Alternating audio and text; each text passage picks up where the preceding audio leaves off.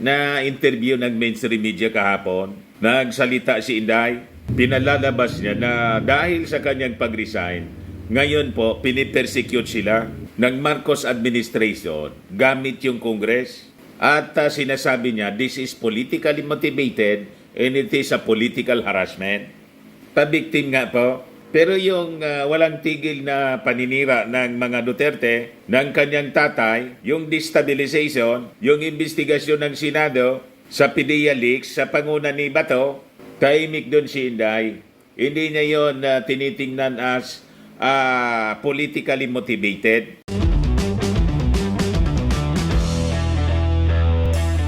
Ito naman po yung bago naming product na binibenta online. iGlow Serum, whitening po siya. Tingnan ninyo yung epekto sa aking anak na architect before and now. Yung mga inquiries po ninyo, dumiretso na lang kayo sa kanyang Facebook account, Riz Maravillas.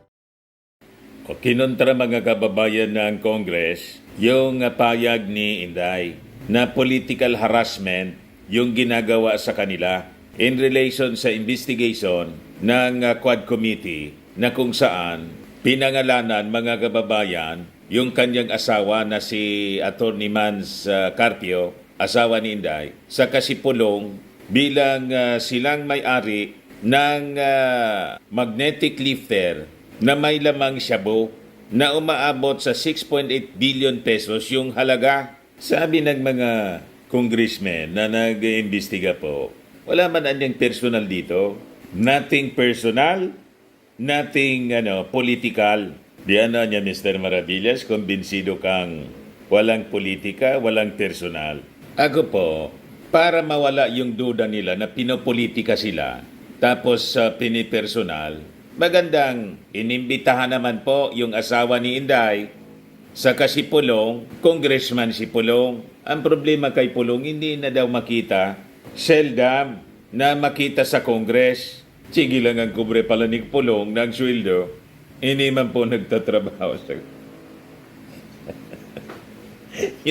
yun ang sabi po ng mga congressmen, yun ang sinabi ni PBA Party List Congressman Migs Nograles. Gaya nga po si Pulong, nag-file ng bill mandating all officials ng ating gobyerno, including the President, na magsailalim sa follicle drug test. Nag-file siya, hindi man siya nagpapakita. Kailangan niya, personal niya yun na i-defend. Sabi po ni Congresswoman Migs Nograles, o ngayon, dito sa sabi, pinopolitika sila, political harassment, sabi ni Inday. Sagot ng ating mga congressmen po, wala niyang politika dyan, walang personal with drugs smuggling allegations. Trabaho lang anya ito, parte ito ng aming mandato, nakalkalin kung ano yung totoo. Sabi ni Congressman Dong Gonzales. Sabi kasi ni Inday, mula niya nang umalis ako as DepEd Secretary sa Marcos Cabinet, ito na niya, nag-imbestiga na sila. Sabi ni Dong Gonzales, hindi niya yan totoo. Sabi po ni Gonzales, the truth of the matter niya is the probe started as early 2023. So last year pa niya kami nagsasagawa ng investigation tungkol dito sa droga. Nasa Marcos Cabinet pa niya si Inday. Kaya hindi totoo na nang mag-resign siya, ito na nag-imbestiga yung Congress. Matagal na niya itong sinimula ng Kongreso. Siguro mini-mini Inday, mga kababayan, itong Quad Committee na nabuo, na itong Quad Committee po, binuo siya kasi na-discover ng mga congressmen yung issue sa Pogo, issue sa droga, at so kung ano-ano pang mga problema ng ating bansa, may relasyon sa krimen, iisang grupo po ang involved, interconnected, kaya pinag-isa na lang po nila yung mga committee investigation, kaya nabuo yung Quad Committee. Pero yung individual committees, mga kababayan, matagal na nagsimula sa investigasyon, especially dito sa droga. Yun ang punto po ni Dong Gonzales in refuting the claims ni Inday na nang mag-resign siya as cabinet member, sinimulan nila yung pag-imbestiga na ngayon nasabit yung kanyang asawa. Kaya sabi dito, the truth of the matter niya is the probe started as early 2023 where the drug haul in Mexico, Pampanga was worth 3.6 billion. How can it be political, anya? The BP was still in the Department of Education then. Sabi po ni Congressman Gonzales sa pag-refute niya sa naging claim na interview ng mainstream media kahapon, nagsalita si Inday, pinalalabas niya na dahil sa kanyang pag-resign, ngayon po pinipersecute sila ng Marcos administration gamit yung Congress. At sinasabi niya, this is politically motivated and it is a political harassment. Pabiktim nga po. Pero yung walang tigil na paninira ng mga Duterte, ng kanyang tatay, yung destabilization, yung investigasyon ng Senado sa PDEA leaks, sa panguna ni Bato, tahimik doon si Inday. Hindi niya yun tinitingnan as politically motivated. Double standard po palagi ang mga Duterte po. Pag sila nasabit sa mga investigasyon, politically motivated na. Kinukulaya na, mga kababayan. Mga statement ni Inday po, hindi pinag-iisipan, laging bumubuelta sa kanila. Backfire palagi po. Sabi po ni Dong Gonzales, it's just so happened niya that the panel stumbled upon the intertwined relationships of alleged drug lords and those involved in the illegal POGOs or Philippine offshore gaming operations. And a whistleblower niya was willing to come out and spill the beans. And that happens nung Friday. Tumistigo na po, nagsalita na po si Jimmy Goban kasi sabi niya, paniwala niya, makukuha niya yung hustisya ngayon. Nung panahon ng previous administration, panahon ni Digo, hindi siya naniniwala na makakamit niya yung hustisya. Binaliktad nga siya eh. Sila yung nakahuli ng Shabu, siya yung nakulong.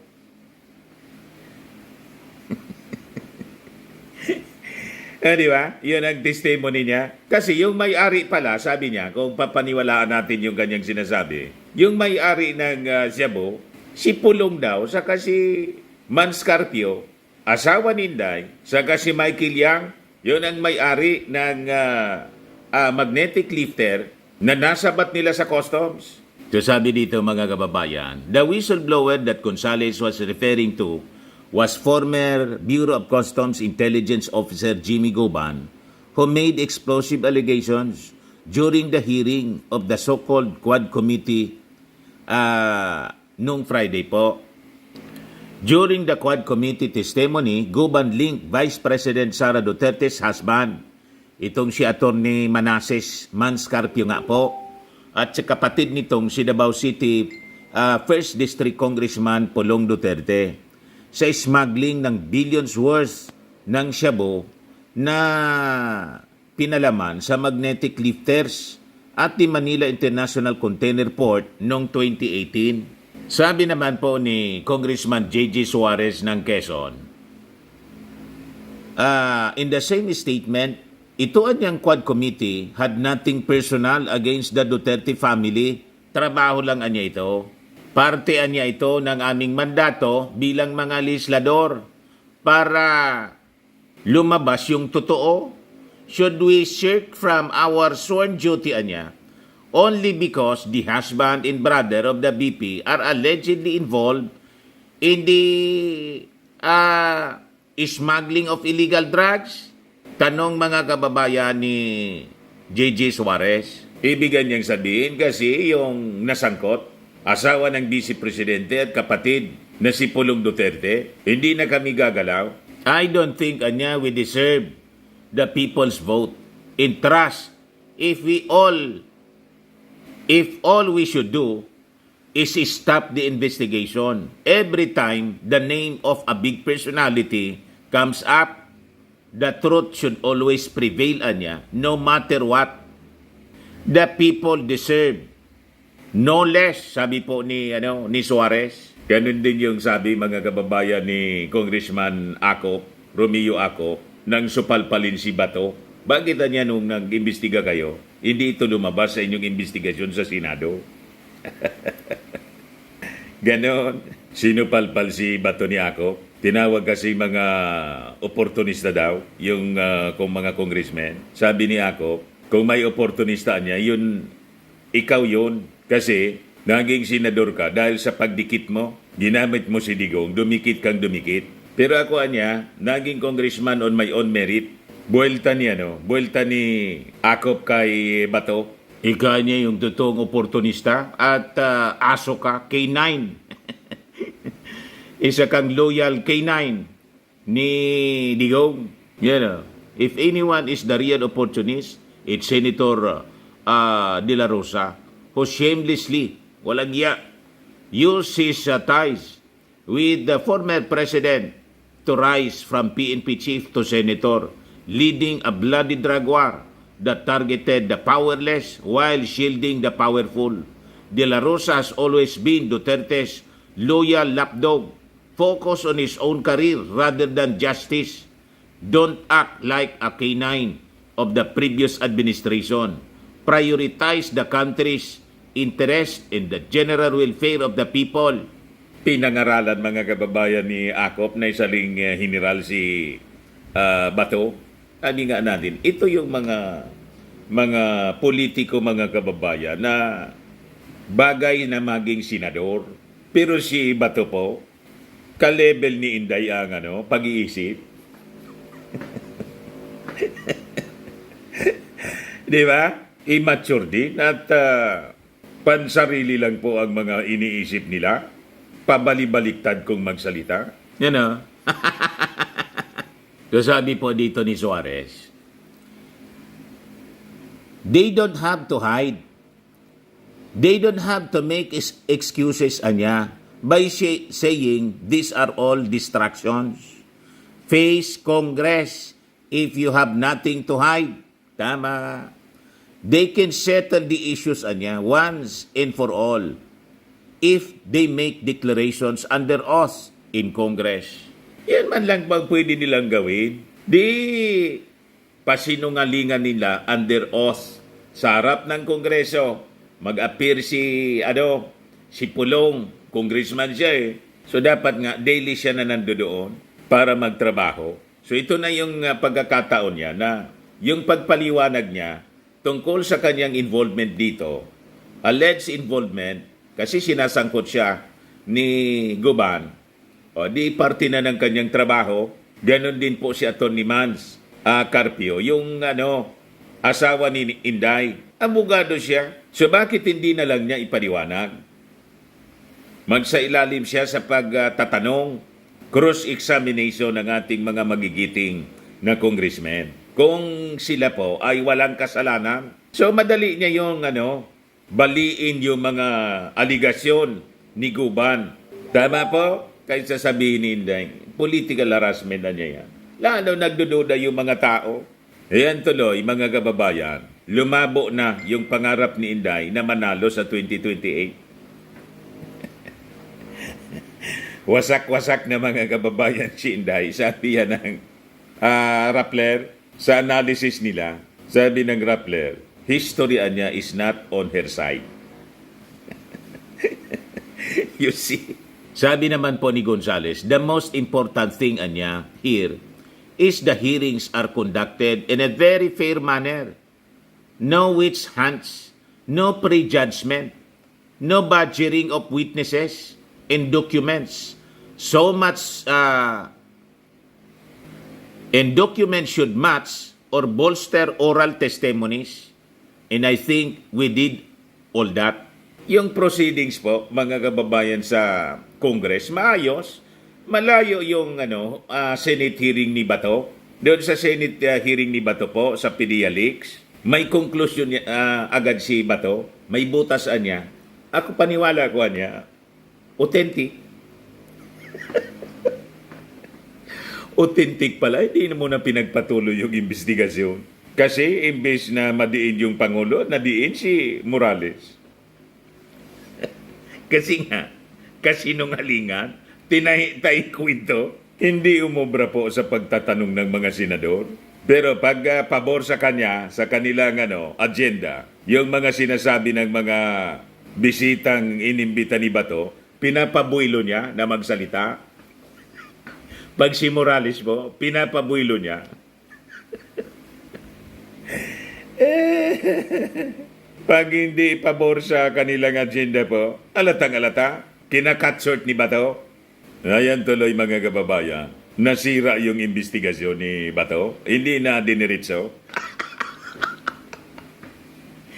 Alatang-alata po na yun ang politically motivated, pero ito malabo po.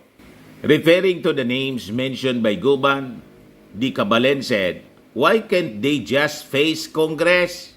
Sabi po ni Congressman Dong Gonzales, "We have already sent our invites. We will be very fair and they are also entitled to that presumptions of innocence until proven guilty."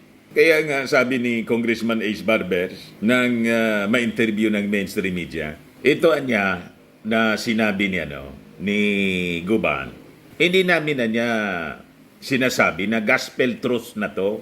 We have to evaluate, we have to scrutinize. So hindi sila basta nagpapalabas ng ng mga konklusyon. Pero si Bato po, may konklusyon agad, authentic niya. Authentic, may butas. Sabi po ng mga taga-PDEA, yung dokumentan niya yan, hindi yan galing sa amin. Malamangan niya, ginawa lang yan ni Morales. Kasi sa files namin, wala man niya yan. Pero paniwalang-paniwala po si Bato. Dahil doon po, binakbakan ni Marlica si Bato. Kasi imbis madiin si President Bongbong, ang nasunog po si Morales. Nag-away yung dalawa. Ngayon, sabi ni Bato, ipapatawag niya daw si Marlica. Dito niya mag-testimony ka. Hindi man po natuloy. Drama lang ni Bato. Hindi man siya seryoso. Kasi pag in-invite niya at pinagsalita doon si Marlica, lalo mga kababayan, madidiin si Morales, hindi man yung Pangulo.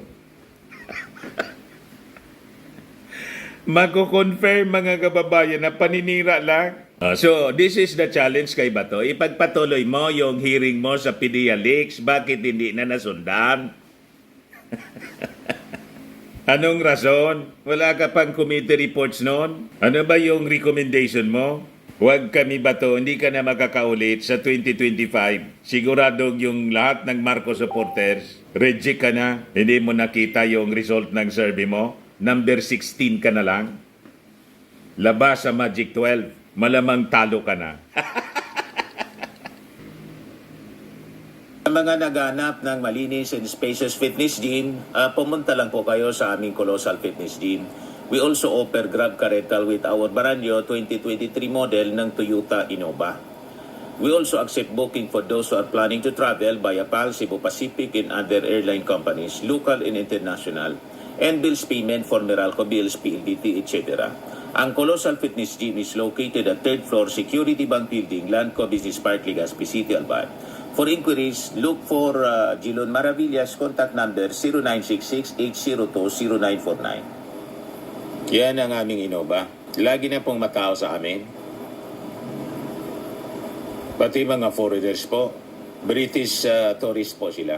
Ito mga taga Denmark. Ito international. Ito yung bagong product naming binibenta online, iGlow Serum. Whitening po siya, made in South Korea. Tingnan ninyo epekto sa aking anak na architect entrepreneur. Sa mga inquiries ninyo, dumiretso na lang kayo sa kanyang messenger, Riz Maravillas. Ito naman po, Fairmax Firming and Lifting Cream, pinapahid po sa mga pulses in affected area. Mainam po ito sa paninigas ng mga kaso-kasuan, pati mga pains. Ito naman po, Automax Radiant Serum. Sa mukha naman yung application. Anti-aging po siya. You will look 10 years younger than your age. Sa mga cancer patients naman po, baka lang gusto ninyo itong itry. Ning siya red mixed fruit drink. Hindi man po siya gamot, food supplement siya.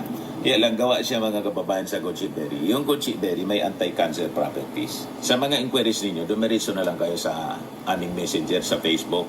Ayos po, ako po si Dante Maravillas. Bye-bye.